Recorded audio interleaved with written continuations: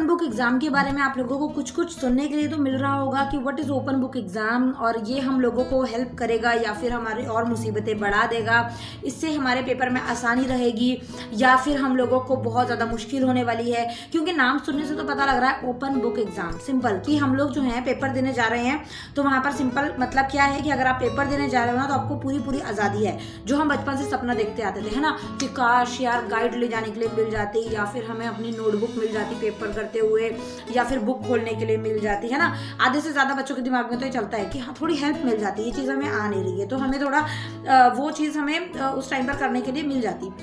तो वही चीज़ होने वाली है अब शायद अगले साल से ये चीज़ फॉलो भी हो सकती है, क्योंकि न्यू एजुकेशन पॉलिसी के तहत सीबीएसई जो है ये चीज़ स्टार्ट करने जा रहा है। एचबीएसई में भी सेम चीज़ आपको देखने के लिए मिलने वाली है जल्दी। तो ओपन बुक एग्जाम के बारे में बताने वाली हूँ कि ये है क्या। सबसे सिंपल चीज़ तो आप लोगों को नाम से पता लग रही है, ओपन बुक एग्जाम इज कि if you are going to give exam so you have choice to open the book during the exam time. ठीक है, सिंपल भाषा में कि आपको बुक्स, नोटबुक्स, नोट्स, अपने गाइड सब कुछ ले जाने की आज़ादी रहेगी जब आप पेपर देने जा रहे हो, जब आप पेपर को लिख रहे हो in your exam centre, in your exam room, in your class, if you are giving your exam. तो आप लोग वो नोटबुक और अपनी गाइड वगैरह जो है उनसे हेल्प ले सकते हो, उनको खोल के देख सकते हो। सिंपल सी भाषा में बोले तो चीटिंग कर सकते हो, ठीक है, चेप सकते हो, सेफ साफ साफ।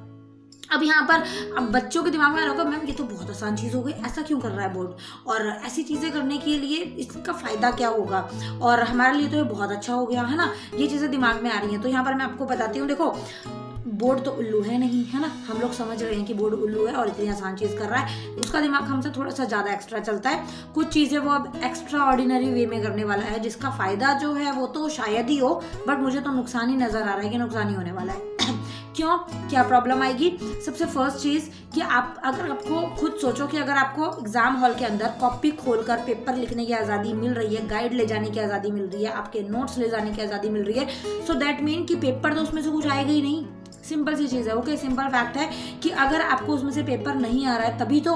अगर सिंपल सी मीनिंग अगर मैं बोलूँ कि महात्मा गांधी के कुछ आंदोलनों के नाम लिखिए, या फिर डिफाइन कंडेंसेशन, या फिर वाष्पीकरण क्या होता है, ऐसे से क्वेश्चन सिंपल से आ गए, या फिर कैरेक्टर स्केच लिख दो किसी भी कैरेक्टर का, या फिर आप लोगों के हिस्ट्री या सिविक्स या ज्योग्राफी के अंदर से कोई नॉर्मल सा क्वेश्चन बन जाता है, तो भाई हाँ मैम हमारे वो जो क्वेश्चन है वो चैप्टर के अंदर से हमें पता लग जाएगा, हम लिख देंगे उसको बना के, है ना।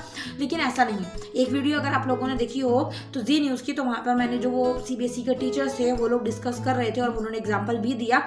आप लोगों ने देखी होगी तो अच्छी बात है, नहीं तो मैं बता देती हूँ। सिंपल सा मीनिंग है कि बच्चों को परमिशन रहेगी, आज़ादी रहेगी कि आप एग्जाम हॉल में कॉपी, नोटबुक, गाइड, सब कुछ भी जो आपके मन में हो वो चीज़ लेकर जा सकते हो, उसमें से देख सकते हो। एग्जाम टाइम के एग्जाम लिखते टाइम उससे हेल्प ले सकते हो, बट आपका जो एग्जाम है ना वो एज टू एज डिफरेंट रहेगा। आपकी कॉपी से मिलते जुलते क्वेश्चंस आपको देखने के लिए नहीं मिलेंगे। लाइक अगर मैं बोलूँ कि वाष्पीकरण की परिभाषा लिखो, अगर ये क्वेश्चन सेम आ गया, बच्चा सेम चीटिंग करके लिख देगा कि हाँ वाष्पीकरण ये होता है, ये होता है, ये होता है, कंडेंसेशन ये होता है, इवेपोरेशन ये होता है ना, सब्लिमेशन ये होता है, डेफिनेशन हम उसमें से लिख सकते हैं। बट उसके अंदर सिंपल सी चीज़ आ सकती है कि वाष्पीकरण का कोई अपने आसपास का एक उदाहरण लिखो, ठीक है, या फिर कीचड़ के साथ जो कंडेंसेशन हो रही है, कीचड़ के अंदर वो किस तरीके से हो रही है उसको एक्सप्लेन करो, ठीक है, या फिर बारिश के मौसम में आप लोगों को कंडेंसेशन या इवेपोरेशन में से कौन सी चीज़ देखने के लिए मिलती है उसको एक्सप्लेन करो। ऐसे से क्वेश्चन आएंगे ना जो दिमाग की दही करने वाले हैं, ओके।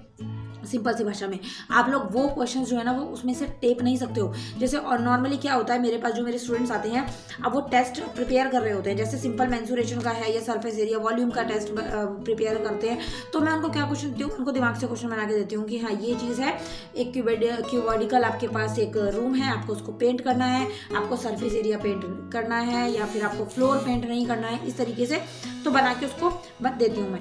वो क्वेश्चन पूछते हैं मैम ये क्वेश्चन कहाँ से दिए, दीदी आपने क्वेश्चन कहाँ से बनाया, तो मैं बोलती हूँ दिमाग से बनाया है, ये आपको बुक में नहीं मिलेगा। बुक भी खुली हुई है, उनके पास गाइड भी खुली रहती है, उनके स्कूल नोट बुक्स भी खुली होती हैं, स्टिल वो क्वेश्चन नहीं कर पाते क्योंकि वो रट्टा मार के रखते हैं, उनको कॉन्सेप्ट ही क्लियर नहीं होते हैं।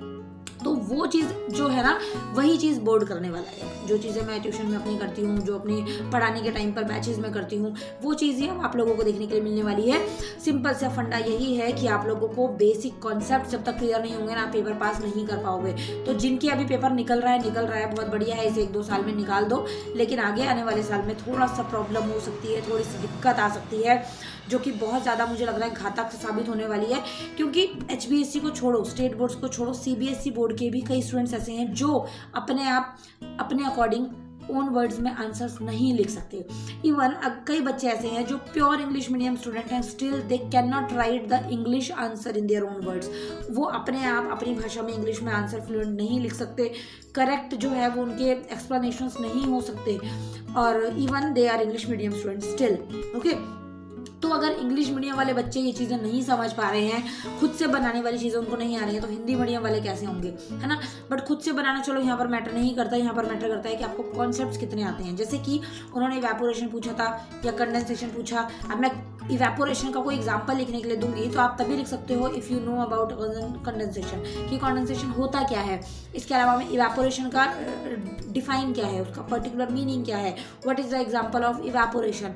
तो वो चीज़ें आपको कॉन्सेप्ट समझना है। ओवरऑल ध्यान दिया जाएगा कि आपके बेसिक जो है वो इम्प्रूव हों। ठीक है, टीचरों की थोड़ी सी हम लोगों की बैंड बजने वाली है, क्योंकि बहुत एक्स्ट्रा ऑर्डिनरी तरीके से दिमाग चलाना है कि क्वेश्चन किस तरीके का रखे कि बुक में से बच्चे को सिर्फ कॉन्सेप्ट समझने को मिले, वो चीटिंग ना कर पाए।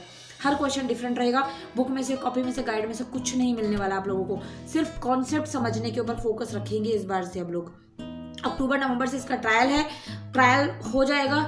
पॉसिबल चांसेस पूरे हैं कि अगले सेशन से ये चीज़ हो सकती है। न्यू एजुकेशन पॉलिसी देखो आई गई है, तो उसके अंदर ही ये चीज़ इंक्लूड है, और न्यू एजुकेशन पॉलिसी धीरे धीरे सब स्टेट में लागू भी हो रही है। CBSE लागू करेगा तो स्टेट बोर्ड ऑफकोर्स जो है वो जल्द से जल्द इसको लागू कर लेंगे। तो ये चीज़ पूरा का पूरा एक सार है ओपन बोर्ड एग्जाम को समझने का। ठीक है, अच्छी चीज़ें इसमें ये होंगी कि आप लोगों के बेस स्ट्रांग होंगे, रट्टा मारने वाली कॉन्सेप्ट सारे हट जाएंगे। जैसे बच्चा रट्टा मारते रहते हैं, गाइड से लैंग्वेज पढ़ते रहते हैं रट्टू तोते की तरह। कॉन्सेप्ट्स पे ध्यान दिया जाएगा, टीचर्स भी कॉन्सेप्ट पे ध्यान देंगे, बेसिक पे ध्यान देंगे कि आपको ये चीज़ जो है वो करनी है, और ये चीज़ के अंदर मतलब ये होता है, इसका टाइप ये होते हैं, इसके फंक्शंस ये होते हैं, कॉन्सेप्ट्स पे ध्यान दिया जाएगा। ओके, तो ये चीज़ बहुत बढ़िया है। बच्चों की जो एनालिटिकल पावर होती है वो बहुत ज़्यादा अच्छी होगी। दूसरी चीज़, बच्चों का दिमाग से बर्डन, स्ट्रेस, ये सब कुछ कम हो जाएगा, क्योंकि उनको वो करना ही नहीं है कि हाँ भाई गाइड लेके जा रहे हैं, रट्टे पे लगाए जा रहे हैं, तोते की तरह रड़े जा रहे हैं, पढ़े जा रहे हैं, उसको रट्टा मारे जा रहे हैं। वो चीज़ खत्म हो जाएगी। ओके, तो ये कुछ चीज़ें हैं जो बहुत अच्छी रहने वाली हैं, और थोड़े से नुकसान, थोड़े से फ़ायदे सभी हैं। देखते हैं ये चीज़ जल्दी जो फॉलो होती है, आप लोग इसके पक्ष में कितना है, आपके अकॉर्डिंग ये चीज़ सही है या गलत है, आपका कितना % वोट है कि ये सही है, 20% सही है, 30%, 50%, या आप 100% एग्री करते हैं इस चीज़ से, मुझे कमेंट सेक्शन में ज़रूर बताइएगा। नेक्स्ट अपडेट के साथ मिलती हूँ। Thank you so much for watching, bye bye.